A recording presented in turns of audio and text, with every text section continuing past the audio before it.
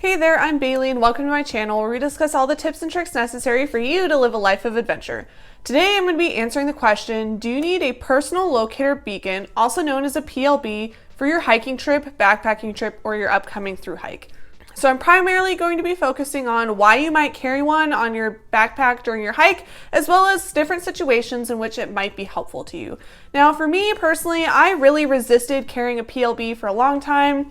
I really thought I didn't need one, being a poor college student, recent graduate, I really didn't have it in my budget to buy one and pay the subscription. So I went without one for a long time and honestly did just fine. However, I finally did buy one last spring, so I've had it for about a year now, and it really has been a big game changer and something that I'm glad I have in my pack and would definitely recommend to a lot of other people depending on your situation. And so I'm going to talk about which situations I would really recommend people have one in their pack so that way you know whether it's the right choice for you. So the first question I'd ask yourself is, are you hiking primarily in areas that have good cell service or not? So I am not as familiar with the East Coast, but definitely in the Midwest, you probably have cell reception no matter what trail you're hiking on. In comparison, there's a lot of places in the West where it can be pretty hit or miss.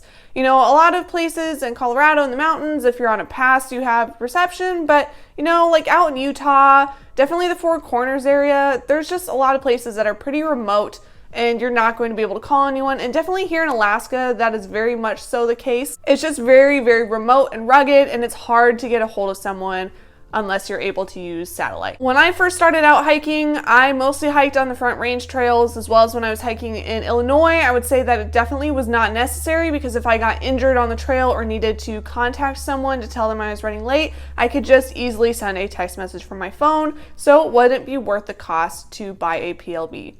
So the next question you should ask yourself is, are you going to be hiking solo? So you've determined that you won't typically have cell service on most of your hikes, or at least enough to make it worth it to maybe consider PLB. Now the next thing is, are you going to be hiking primarily with groups of other people or solo? There's a lot of people out there that really only enjoy hiking with other people, and that's perfectly fine. But if that's the case, that means that usually it's a little bit safer in a lot of ways, right? If someone gets injured and you're in a group of 3 or more people, then one person can stay to help the person who's injured and the other person can go out to get help. Of course, especially if you like to hike with groups like the Colorado Mountain Club or Sierra Club or something like that, then usually you're in a group and someone in your group usually also already has a PLB, and so there's not really a reason for you to go out and buy your own. For me personally, I hike solo 99% of the time, so that means I need to be reliant on myself. So if I get injured, I need to know that I need to be self-sufficient and able to care for myself and get help on my own. Now, if you are someone who usually hikes solo and you are looking for other tips other than just whether you should carry a PLB or not, or you're thinking of hiking solo and aren't sure if it's for you, and I did make a video about whether it's safe to hike solo or not, and I will go ahead and post that up here as well as in the description below if you are interested in taking a look at that. So maybe you do hike alone like me, but another thing to consider is even if you hike alone, maybe you don't hike trails that are typically remote, right? So if you hike somewhere that's not cell service, but it's a very popular trail, then even though you are solo, it probably won't ever feel like you're actually alone.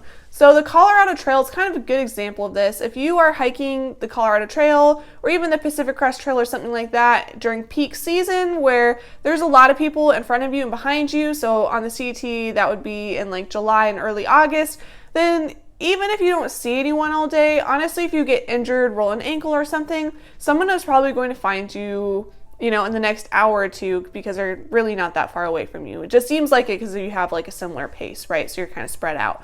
So that's something to kind of keep in mind too. If you are going to be hiking somewhere where you're not going to see a lot of people, like here in Alaska, there's just less people out and about. I went on a hike yesterday on a Saturday and I didn't see anybody the whole entire time.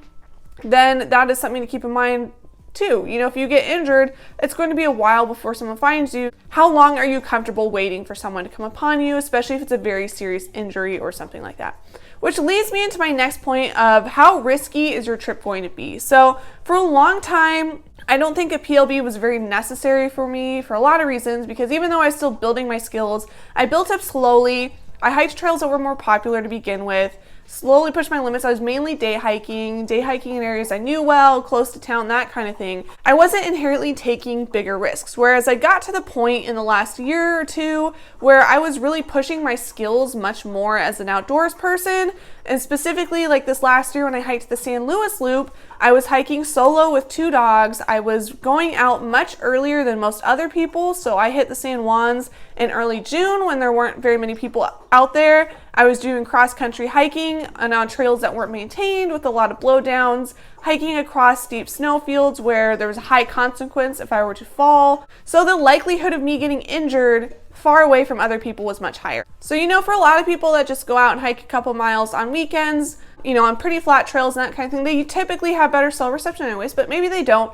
But if you know that there's not really a lot of hazards out there, then it might not be worth it for you. Whereas if you know that you're putting yourself at greater risk of injury and needing help, even if you feel you have the skills, then a PLB might be a good move for you.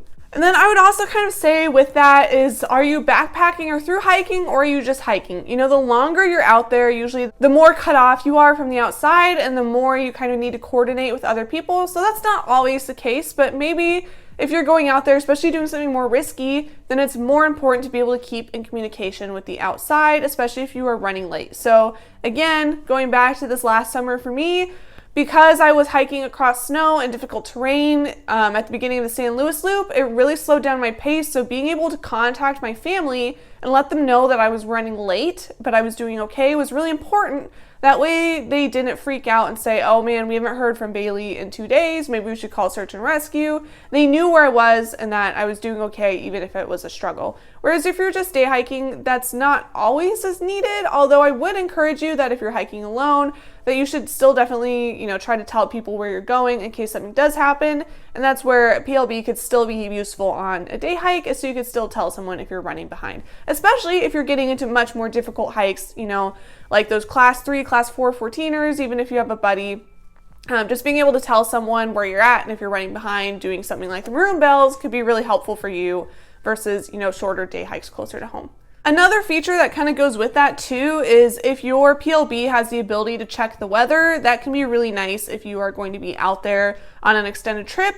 I typically don't use the weather feature super often. I just kind of read the weather around me, but it might make you feel better, or if the weather is just being really terrible and you're backpacking or through hiking and you're like, Jesus, is this ever going to let up? That happened to me with severe wind in the Sangre de Cristos this last year. You could use your personal locator beacon to look and see if it's going to let up or change, or when you have a good weather window to make a run across, exposed terrain and that kind of thing.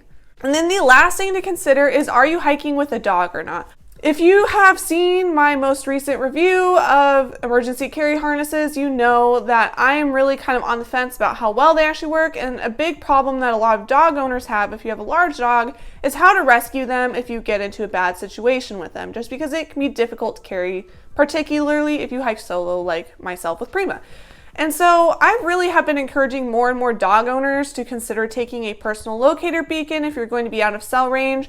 That way, if something does happen to your big dog, even though search and rescue typically won't come and rescue dogs, you can still use it in a lot of really helpful ways. So as long as you make sure to carry a PLB that has text messaging functions, then you could send a message to family members or friends and see if they'll call the vet ahead of time or tell you where the nearest vet is, as well as maybe if someone is close, they could come drive and try to meet you on the trail to help you guys get out in a worst case scenario.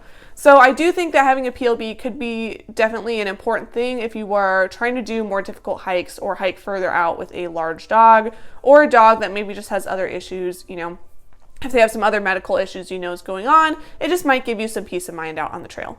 So I'd love to know, why do you carry, or why are you considering carrying a personal locator beacon on your hikes or adventures, as well as I'd be more than happy to answer your questions that you have about them down below in the comments. I do also want to add that they can be helpful for more than just hiking. Part of the reason why I got a year-long subscription this last year was because living here in Alaska, I actually don't have cell reception on my way to my job. So I actually take my PLB with me to work in case I get stuck in the ditch or get in a car wreck or something. I can tell my boss or try to get help that way from someone. And I would also encourage you too that just because you have a personal locator beacon, that doesn't give you license to be, total knucklehead or make bad choices. Like, it really doesn't replace common sense. And so even though you might have one, remember that especially if you're hiking solo, you can't press the SOS button if you're unconscious or if you've been maimed or so severe that you can't get to it. So you do want to keep that in mind and make sure that you're still making good choices on trail and that it's really a last case, super emergency scenario when you're trying to use it.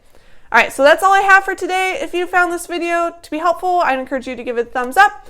Otherwise, I'll see you guys out in the trails and have a wonderful week.